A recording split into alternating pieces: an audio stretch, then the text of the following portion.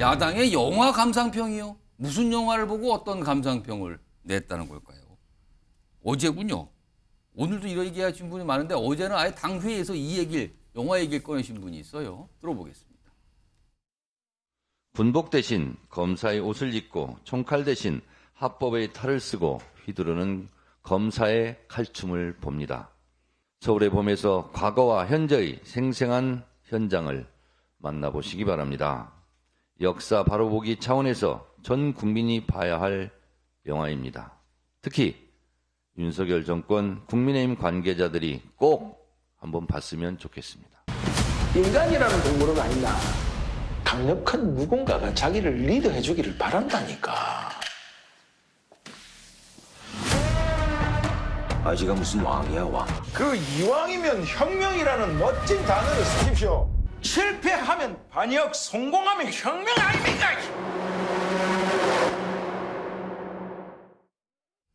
정청래 의원이 갑자기 뭐 영화 홍보를 하시는 것 같은 말씀을 좀 하시던데 박성중 민주당 의원 나오신데 네. 혹시 방금 예고편 전해드렸는데 저 영화 보셨어요? 저는 아직은 못 봤는데요. 예. 서울의 봄이라고 하는 것이 이제 한국의 정치사에서 매우 예. 중요한 전환 시점인 그 것이죠. 표현이 뭐 예. 사실 정치 사적으로 그냥 의미 갖는 표현이란 말이에요. 왜 아니 정치 사적을 넘어서 굉장히 중요한 예. 단어를 갖고 있는 거죠. 왜 그러냐면 이제 박정희 유신 정부의 엄혹한 정치 군부 통치 하에서 이제 79년 80년 민주화의 봄이 일어났죠. 바람이 불어났단 말이에요. 그래서 이제 우리나라는 새로운 민주화 물결과 더불어서 봄이 올 거라고 생각한 것이죠. 예. 그랬는데 12.12라고 하는 군사 쿠데타를 통해서 다시 역사가 퇴행하고 예. 민주주의가 짓밟고 인권이 짓밟히는 그런 시대와 왔고 그것이 뭐로 돌아갔냐 서울의 봄이 아니라 결국은 겨울로 돌아갔고 혹한기로 돌아갔다는 거 아니에요. 예. 더 엄혹한 시절로 돌아갔다는 거 아니겠어요? 예. 그랬을 경우에 지금 이 얘기를 하는 거죠. 정청래 의원이라든가 이 서울의 봄에 저는 영화를 보지 않았다면 그런 상징적인 메타포 은유라고 하는 것은 예. 우리 시대가 민주화가 더불어서 대한민국의 선진국 무대로 가고 있는 시점에서 예. 지금 봤더니 결국은 민주주의의 위기가 어디서 왔냐. 선출된 민주주의라고 하는 대통령과 이 집권 세력이 예. 오히려 권력을 이용해서 민주주의를 짓밟고 있거나 언론을 장악하거나 민주주의에 퇴행하고 있는 모습 아니냐. 이랬을 예. 경우에 과연 우리가 시대가 맞고 있는 것이 봄이 아니라 다시 또 다른 겨울로 갈 수 있는 것이다. 우리는 이제 산업화 민주화 더불어서 봄의 시대 새로운 어떤 새로운 세계에서 대한민국이 선진국으로서 무대가 돼야 되는 건데 그렇지가 못한 모습으로 가는 거 아니냐라고 하는 부분에 대해서 경고를 주는 것이죠. 영화라고 하는 부분이 그런 의미를 담았기 때문에 예. 아마 이제 정청래 의원도 그런 면에서 강조하지 않았나 싶습니다. 지금 이제 민주당 분들이 이제 저 영화 얘기를 꺼내면서 지금 상황과 빗대서 설명하신 분들이 많이 늘어났거든요. 그래서 그럴까요? 최근에 사실 뭐 탄핵, 그다음에 계엄령 이런 얘기를 꺼내신 분들이 있어요. 민주당인데요. 들어보시기 바랍니다. 안 하면 오히려 직무유기예요. 그런 얘기를 안 네. 하면. 탄핵에서 딱 발목을 잡아놨으면 발목을 잡는 게 아니라 사실 발목대기를 분질러 놔야 된다니까요.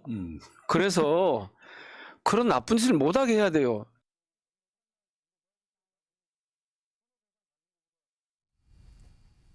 뒷부분에 계엄령이 있죠. 화면을 좀 다시 보겠습니다.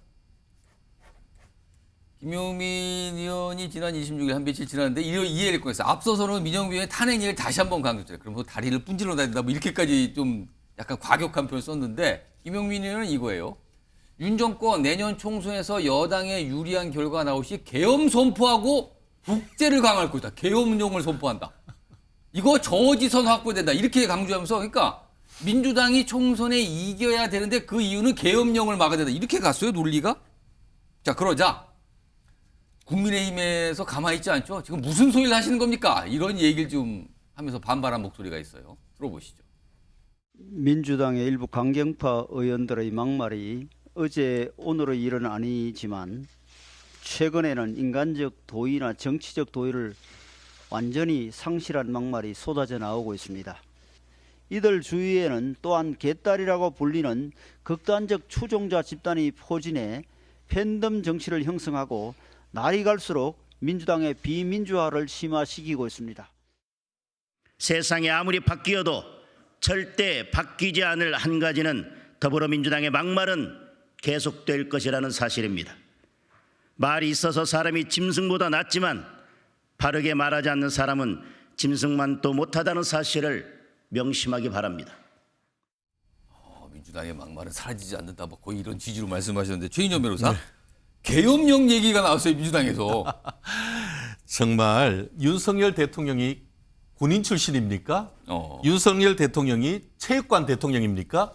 대한민국 직선제 투표를 통해서 선택한 대통령이 총선에 승리했는데 왜 정신이 나갔습니까? 계엄령을 선포를 하게. 계엄령을 선포를 한다고 하면은 총선에 패배를 하고 그러면은 어떤 그 전국을 끌어나가기 위해서 어떤 특단의 조치를 한다고 하면은 그게 어떤 정치적인 상당한 어떤 그 상상력을 발휘한다고 상상력을 하지만 많이 발휘해도 선거에 졌으니까 계엄령은 연결되지만 이겼는데 계엄령은 뭡니까? 갑자기 그 어떻게 보면 대한민국에 있다가 정신줄이 안드로메다로 간 거 아닙니까? 다른 사람도 아니고 김영민 국회의원은 법조인입니다. 헌법에 히읗자만 읽어봤어도 있을 수 없는 상상력을 어떻게 저렇게 얘기를 할 수 있는지 저는 좀 도대체 그 어떻게 보면 납득하기가 어려운 것 같은데요. 거의 뭐 이른바 상습 탄핵 증후군에 시달리는 것이 아닌가. 지금 이렇게밖에 얘기할 수 없는 건 아니겠습니까? 결국 우리가 정상적으로 가야 됩니다. 결국 저와 같은 것은 외부의 어떤 메시지라기보다는 이른바 개딸이라고 할 수 있는 민주당 특히 이재명 적극 지지층에 대한 호소라고밖에 볼 수는 없는 건 아니겠습니까? 예. 저는 오히려 그렇고 싶습니다.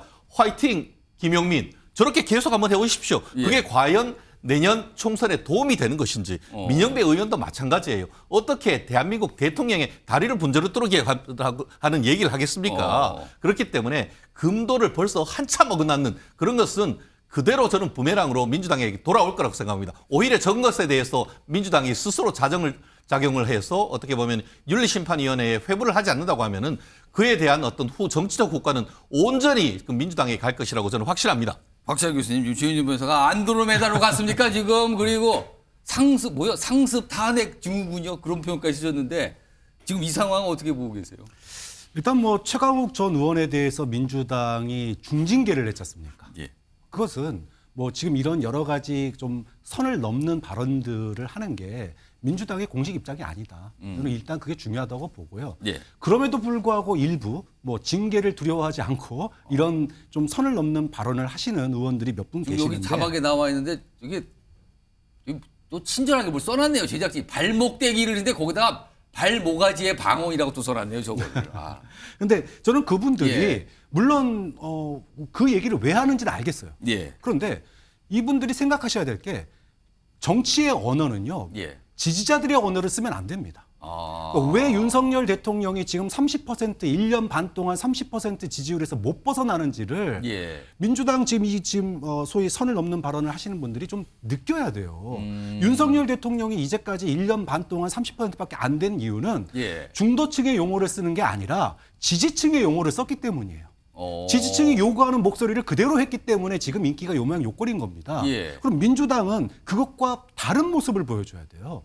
국민들이 지금 먹고 사는 문제, 어려워하는 문제 예. 여기에 좀 더 목소리를 기울이고 그걸 좀 더 대변할 줄 알아야 됩니다. 물론 지지층들이 여러와 같이 정말 윤석열 대통령 가만두면 안 되겠어라는 말을 얼마나 많이 듣겠습니까? 예. 그럼 듣더라도 그것을 다음 선거에서 국민들이 표로서 심판하게끔 잘 표출시키게끔 그러려면 중도층을 끌어와야 되는 거예요. 그러면 영화를 보십시오라가 아니라 그 영화 속에서 국민들이 한 번 더 생각해 볼 지점만 얘기하면 되는 거지 예. 그걸 가지고 결론까지 내버리면 안 된다. 좀 그런 점에서 좀 민주당 일부 의원들이 예. 좀 더 언어의 선택에 있어서 좀 예. 조심을 해야 된다. 지금은 총선을 앞두고 중도층의 언어를 더 고민할 때라고 봅니다.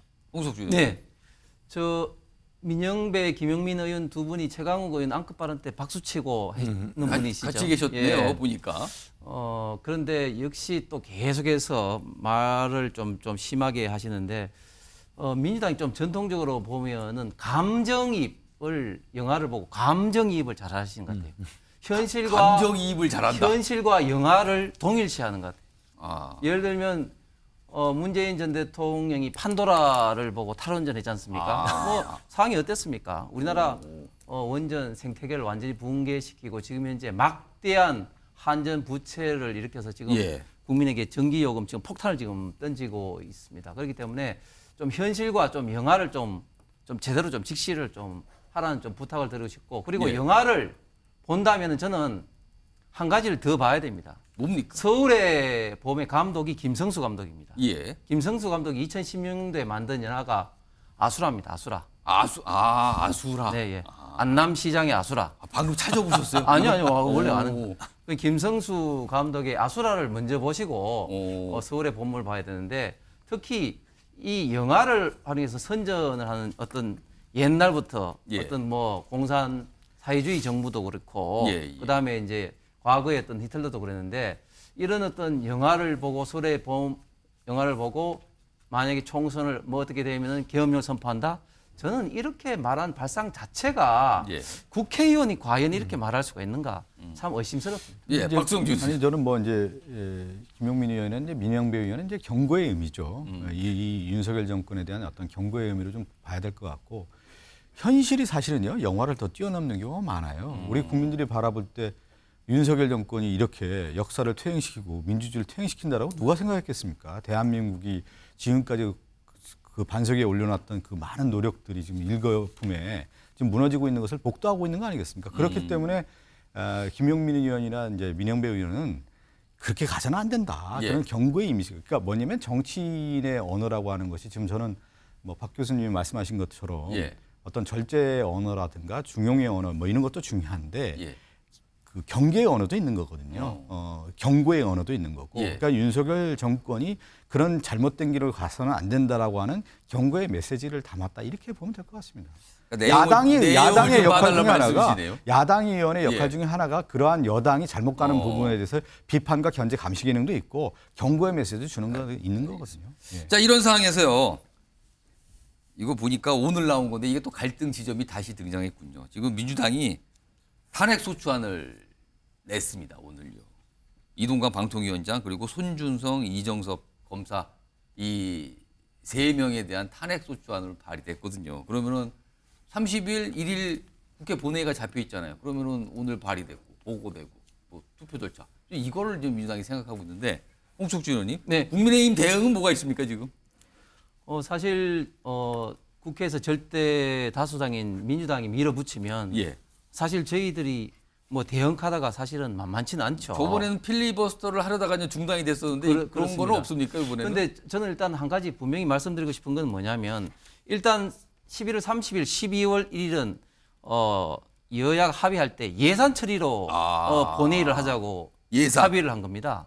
그날은 예산만 다뤄야 이 뜻인가요? 아니 뭐 예산만은 아니지만 일단 주 목적이 예산인 예. 것이죠. 그런데 지금 현재 예산은 온데간도 없이 지금 왜냐하면은 민주당이 각 상임위별로 너무 지금 민주당의 어떤 안만 지금 그 정부 동의 없이 그 합의 없이 막 올려가지고 그 상임위에서 합의가 안 돼서 예결위로 던지고 있는 예. 상임위가 지금 7, 8개가 되는 거거든요. 그렇기 때문에 예결위에서 지금 도저히 11월 30일, 12월 2일에 지금 현재 처리할 수가 지금 없는 상황입니다. 그러니까 원래 목적인 예산은 온데간도 없이 예. 지금 이제 탄핵으로 가는 겁니다. 그래서 저희 당 입장은 지금 김진표 의장에게 이렇게 본회의를 한 건 아니자. 우리가 약속을 한 것은 어떤 특정 목적을 위해서 그날 만나자고 한 건데 예. 그 약속이 지금 완전 전제가 깨진 것이죠. 그리고 또 한 가지 분명히 말씀드리고 싶은 것이 만약에 이동관 방통위원장이 만약에 탄핵이 돼서 직무가 정지되면 예. 국민에게 엄청난 지금 피해를 옵니다. 왜냐하면은 방통위는 어차피 이제 협의제 기간이기 때문에 예. 지금 한 분밖에 남지 않아서 사실상 중요한 결정을 못 하게 되거든요. 예. 12월 달만 하더라도 KBS라든지 지상파 이런 어떤 제어가 뭐 재성인은 예. 남습니다. 그러면 KBS가 이제 불법 무가 방송을 하게 됩니다. KBS뿐만 아니라 많은 방송사가 지금 기다리고 있습니다. 그것뿐만 아니라 여러 가지 국민에게 직접적으로 관련되어 있는 예를 들면 뭐 어떤 사이트 예. 홈쇼핑의 어떤 방심이라든지 관련된 기관이 제재하면 최종적인 어떤 결정을 그 방통에서 해야 예. 되거든요. 이런 것들이 이제 올 스톱 됩니다. 과연 민주당이 탄핵이 정말 예. 얼마만큼 국민에게 피해를 갈 것인가를 심각하게 생각한다면 저는 탄핵 진행을 해서는 안 된다고 생각합니다. 박성준 의원 저는 기자가 그냥 한마디만 시간이 얘기할게요. 한 1분만 드릴게요. 1분만 하면은 제가 예. 간단하게 얘기할게요. 저도 이제 방송계 출신이고 사람들 많이 만나잖아요. 그 이동관 방통위원장 임명한 얘기를 듣고 주변에 있는 언론계 선배라든가 많은 분들이 그 얘기하더라고요. 윤석열 정권 그렇게 사람이 없냐. 언론계 완전 망쳐놓은 사람 아니냐. 언론계 선배들이 얘기하는 거예요, 저한테. 그렇게 사람이 없냐. 야, 이거 큰일 났다. 다시 그 실패한 이동관을 또 썼다? 야, 이 정도인가? 이런 얘기할 수 있는 것이 언론계 대부분의 그 선후배들의 얘기예요. 그것이 중론인 겁니다. 그걸로 말 끝난 거예요. 그리고 결국 뭐입니까? 지금 뭐 홍석준 의원님 얘기했지만 방통위 야당 춘천 인사들 임명 하나도 안 해가지고 2명이 다 결정한 거 아니에요. 진짜 그런 일이 어디 있습니까? 그렇게 국정을 이끌어가지고 되겠느냐는 거예요. 저는 인물의 상징성이 그것을 말해주잖아요. 결국 이명박 정부의 언론 대정부 실책이 이동관 방통위원장으로부터 출발한 거 아닙니까? 그러한 실패된 인사를 다시 윤석열 정권에서 재기용해서 언론 장악하겠다라고 하는 건데 그걸 국민들이 누가 납득하겠습니까? 자, 지금 30일, 1일 잡혔어요. 그 사이에 또 여야 보니까 이 탄핵 소추안 갖고 격돌할 듯 하네요. 알겠습니다. 이런 가운데 전직 민주당의 당대표 이낙연 전 대표 오늘 뭐라고 표현할까? 오늘 뭔가 좀 쏟아내셨어요. 말로. 우선 첫 번째 목소리인데요. 이거는 지금 당 지도부를 좀 겨냥했을까요? 일단 첫 번째 목소리 들어보시죠. 정당은 붕괴한 것이나 다름없을 만큼 허약해졌고 강성 지지자들은 제도를 압도할 만큼 강력해졌습니다. 야당은 참담합니다. 제1야당 민주당은 오래 지켜온 가치와 품격을 잃었고 안팎을 향한 적대와 증오의 폭력적 언동이 난무합니다. 민주당 상황을 뭐라고 규정하면서 굉장히 비판을 한 건데요.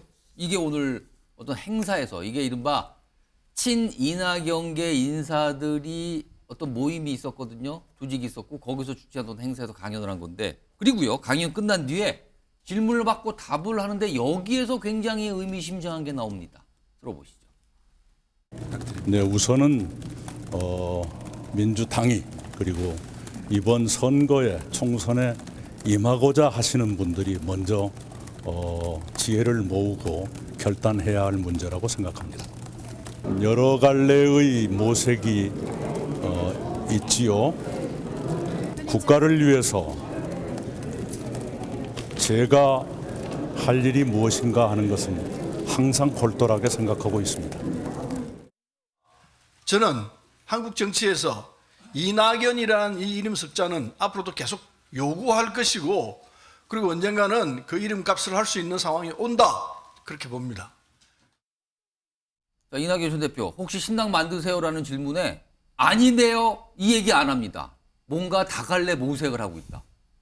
그리고 측근으로 꼽히시는 의원들은 계속 뭔가 역할을 했을 거다. 자, 박찬현 교수님 이거 신당 할 수도 있다 이거 열어둔 겁니까? 뭐 이런 얘기는 한두 번 나온 얘기가 아니잖아요. 오래전부터 나왔던 얘기인데 문제는 그것이 실행될 수 있는가 그다음에 실행된다면 여파가 클 것인가 이렇게 보는 거죠. 지금 이준석 전 대표 신당 얘기 나왔을 때 소위 TK 지역에서 17% 나왔네, 뭐 24% 나왔네. 당장 눈에 보여요. 가시적으로. 날짜도 잡혔습니다. 12월 뭐 27일 뭐 이런 식으로. 자, 날짜 나왔죠. 그다음에 숫자가 나왔습니다. 자, 그런데 이낙연 전 대표 또는 지금 뭐 소위 일부 비명계에서 신당 얘기 나오는 분들 보면 날짜도 안 나왔고요. 여론조사 하면은 그 숫자도 안 나옵니다. 그런 점에서 실제로 신당으로 나타나려면 여러 가지 넘어야 될 산이 많다. 그중에 가장 큰 산이 뭐냐 하면 소위 민주당 지지층의 전략적 투표예요. 다음 총선의 구도를 뭘로 보느냐. 민주당의 혁신, 지난 대선 패배, 지방선거 패배에 따른 뼈아픈 혁신을 지금 우선히 보느냐 아니면은 윤석열 정부 심판을 우선으로 보느냐인데 지금 우리 여론조사 많은 여론조사에 돌고 있지만 다음 총선에서 윤석열 정부 심판론으로 보는 민주당 지지층이 굉장히 높아요. 그리고 중도층에서도 그런 얘기가 나옵니다. 자, 그러면 이것을 거치지 않고 단계를 뛰어넘어서 소위 이재명 심판론 또는 뭐 신당 여기까지 나가려면 아직도 밟아야 될 스텝이 너무 많다. 좀 그런 점에서 아직까지는 마음속의 희망사항 정도일 수밖에 없지 않냐라고 보는 거죠. 민주당 지지층으로부터 표가 나오는 거 맞습니까? 라는 질문을 던져주신 것 같은데 이런 상황에서요. 이른바 친이낙연계로 통하는 원외 인사들이 최근에 어떤 일이 좀 있었거든요. 화면에 정리돼 있습니다. 지난 26일입니다. 친낙계 원외 인사 이름이 민주주의 실천행동. 네, 뭐 신당 창당 뭐 결의문을 냈어요. 그래서 뭐 지금 이제 민주당 상황에 대해서 아까 이낙연 전 대표가 한 얘기가 거의 비슷한 맥락에 뭔가 막말, 폭언, 뭐 개딸 정치주의 뭐 이런 표현을 쓰면서 이제 비판하면서 신당 창당을 위한 시민 발기인 모집을 하겠다. 이렇게 밝혔거든요. 그럼 신당으로 가겠다는 거예요. 이건 원외 인사들이에요. 그런 상황에서 이낙연 전 대표가 신당 질문에 다 갈래 모색하고 있다. 이렇게 얘기를 꺼내놓은 겁니다. 그럼 이걸 어떻게 봐야 되는 거죠? 근데요, 최진영 변호사, 여기서 지금 살짝 드는 질문이 제가 생각이 난 게 이준석 전 대표가 얼마 전에 신당 얘기를 꺼내면서 영남권 도전과 동시에 호남에도 도전하겠다 그랬어요. 이런 상황에서 이낙연 신당이 등장하면 이준석 신당과 이낙연 신당 뭐 손을 잡거나 뭐 연합을 하거나 같이 가자거나 아니면 아예 섞어버리거나 뭐 이런 거는 가능성이 있을까요? 없을까요? 이거는. 그 전제 조건이 이준석 신당이 출범한다는 건 조건인데 일단 전제를 과연 하면. 이준석 신당이 그 전제가 아직 모르겠다. 예, 그게 충족이 되는지가 여전히 문제거든요. 오늘 최진영 변호사는 이준석 전 대표 얘기해서 이렇게 좋은 이렇게 얘기하신 게 없어요. 다 이상하다고 얘기를 하세요 지금. 왜냐하면은 사실 지금 뭐 본인이 자고 일어났더니만 본인 그 구글 시트에 한 4만 명이 지금 신청했다라고 예. 하지만 4만 명 가지고 뭘 할 수 있을 것 같아요? 어. 내년 총선 도전할 수 있을 것 같아요? 본인의 몸값은 키울 수는 있겠지만 그걸로 결정적으로 이제 깃발을 놓기는 아직은 여전히 미성숙하다라고 지금 보이기 때문에 그와 같은 논의의 전제가 되기가 어렵다. 오히려 예. 저는 마치 김영삼 전 대통령이 호랑이를 잡으려고 하면 호랑이 굴에 가겠다라는 취지로 해서 예. 3당 합당하는 수준의 어떤 그 정계 개편의 가능성이 오히려 더 높다라고 예측을 하는데요. 그 지금요? 말씀은 무엇이냐 지금 하면은 상황에서?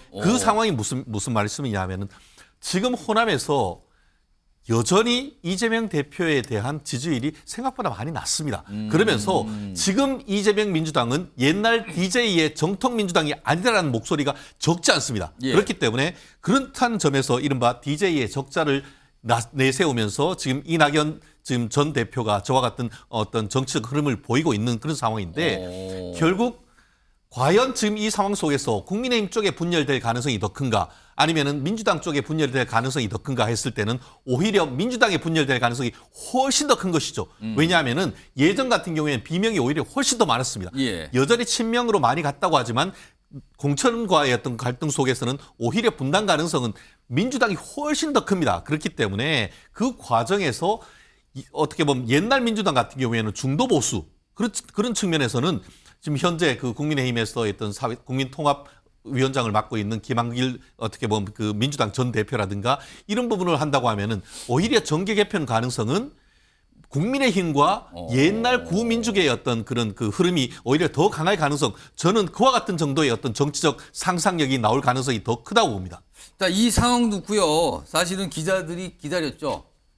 이낙연 전 대표가 심상치 않은 얘기를 꺼내는데 이재명 대표는 무슨 생각일까요? 당연히 질문을 합니다. 근데 답을 했을까요? 들어보시죠. 지금 비판했는데 관련해서 입장 있으실까요? 이낙연 전 대표님이 또 준연동형 비례대표제도 필요하다고 말씀을 하셨는데 여기에 대해서 간단하게 말씀 부탁드립니다. 간병 문제로 온 국민들이 고통받고 있습니다. 국가 제도로 정착시킬 그런 방안을 마련하면 좋겠습니다. 고맙습니다. 이낙연 전 대표님 발언 관련해서 입장 없으신 걸까요? 갑자기 간병 얘기를 했네. 답을 안 한 건데. 요거 오늘 여야의 두 분 의원께 똑같은 질문 드릴게요. 사실은 민주당에서 뭔가를 성공하기 위해서는 호남의 지지가 필요하다. 이게 통상적으로 다들 인정하면서 얘기하는 거잖아요. 근데 지금 호남 민심은 과연 이재명과 이낙연 둘 중에 누구를 쳐다보고 있을까? 이게 사실 또 관건일 수 있습니다. 어떻게 보십니까, 박성준? 그러니까 호남 민심이라고 하는 것이 누구를 어떤 지지 뭐 이런 게 아니라 예. 호남 민심의 방향이 뭐냐는 거예요.